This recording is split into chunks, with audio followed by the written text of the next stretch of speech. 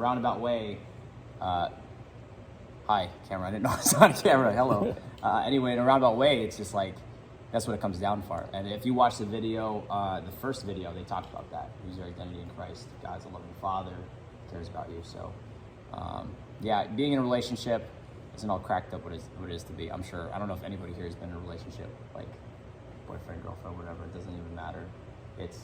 It's a roller coaster. Have you been you've been in relationships and stuff before? Yeah. Were you ever in relationships that got in the way of pursuing your faith? Yeah, big time. So a really good friend of mine, his name's Paul White. So shout out to Paul White if he's watching this. Paul White he's a very good entrepreneur.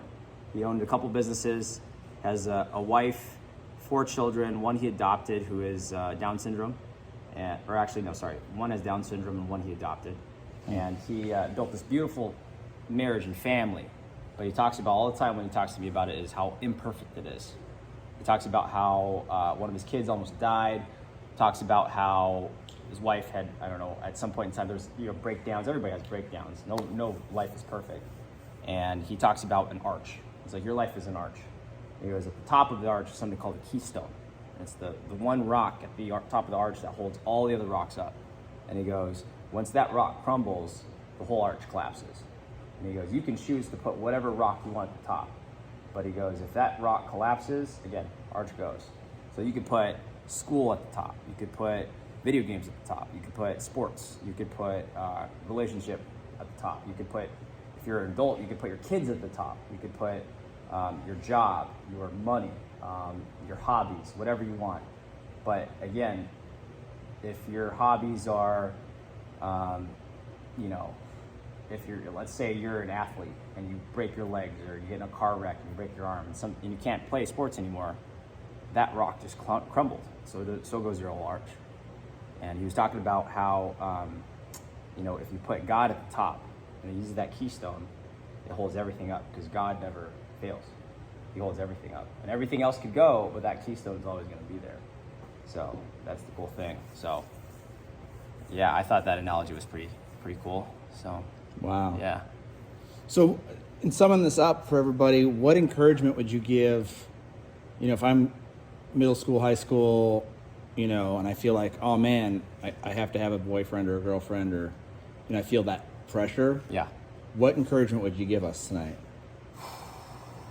That specific question, if I need a boyfriend or girlfriend or just need anything in general? If I feel like that like there's something wrong with me if I'm single.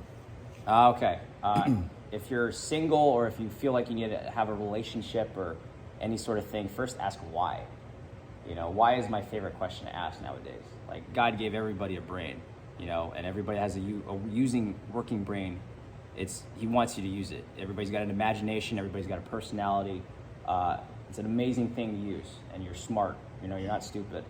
We might dumb ourselves down by, doing like random things, looking at Instagram all day. I've been there, I've done that. But when you use your brain and you think about stuff, it's like, why am I doing some of these things? So if I need a relationship or I need something, I have to ask myself why.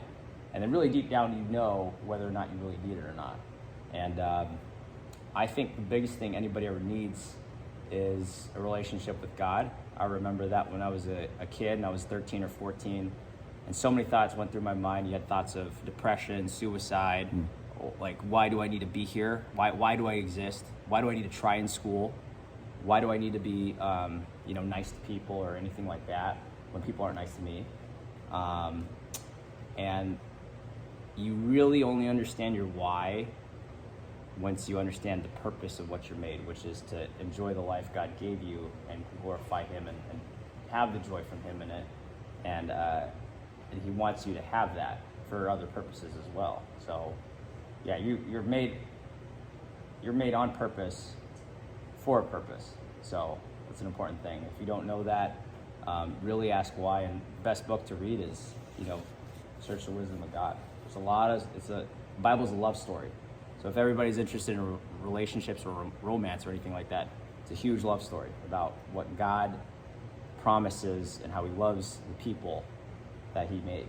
And so it's a cool book about that. Very neat. I say that right? Is that all? Yeah, Okay, that was good. Just good. making sure. So I'm on camera. I want to make sure I'm correct.